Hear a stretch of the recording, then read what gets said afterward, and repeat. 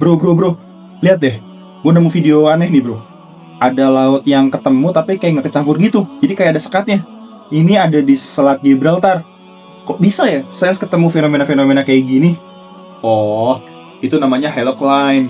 Tapi lo tahu nggak? Semua peristiwa-peristiwa yang ditemuin sains modern itu tuh udah ada loh di Al-Quran dari 14 abad yang lalu. Dan bukan cuma satu, ada banyak banget yang match sama penemuan sains masa kini. Pertama, video lautan yang lu lihat itu tuh ada di surat Ar-Rahman ayat 19-20. Marojal bahroini yaltaqiyan bainahuma barzakhul la yabghiyan.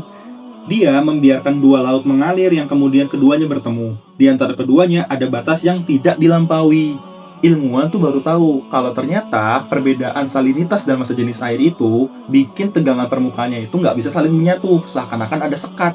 Kedua, soal asal-usul alam semesta kita atau teori Big Bang, menurut sains, kalau tadinya langit dan bumi itu hanya satu titik, kemudian dia meledak dan mengembang. Nah, ternyata hal ini tuh sudah ada di dalam surat Al-Anbiya ayat 30. Awalam yaral ladzina kafaru annas samawati wal ard kanata ratqan fafataqnahuma. Dan apakah orang-orang kafir tidak mengetahui bahwa langit dan bumi itu keduanya dahulu menyatu, kemudian kami pisahkan antara keduanya. Bayangin, kata menyatu dan dipisahkan itu ada sebelum teknologi seperti teleskop itu ditemukan. Terus yang ketiga nih, kita ngomongin soal gunung.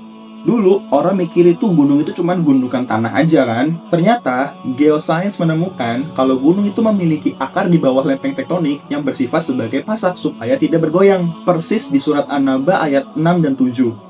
Alam naj'alil arda mihada wal jibala autada. Bukankah kami telah menjadikan bumi itu sebagai hamparan dan gunung-gunung sebagai pasak? Nah, tanpa pasak ini, kerak bumi itu akan goyang-goyang dan gempa-gempa terus tuh. Gila, merinding gue. Dari laut, luar angkasa, sampai struktur bumi semuanya sepresisi itu. Kayaknya nggak mungkin deh orang zaman dulu bisa ngarang secara teknis sedalam itu. Apalagi kan zaman dulu kan nggak punya teknologi secanggih sekarang. Kecuali yang ngasih tahu emang yang nyiptain langsung. Makanya di surat Al-Fussilat ayat 53, Allah berjanji, kami akan memperlihatkan kepada mereka tanda-tanda kami di segenap penjuru langit dan pada diri mereka sendiri. Sehingga jelas bagi mereka bahwa Al-Quran itu benar. Sains itu bukan musuh agama. Justru dengan sains kita bisa lebih mengenal Tuhan. Udah, mending lu baca-baca lagi atau lu cari tafsiran-tafsiran yang lebih ilmiah daripada lu cuman bengong sambil nontonin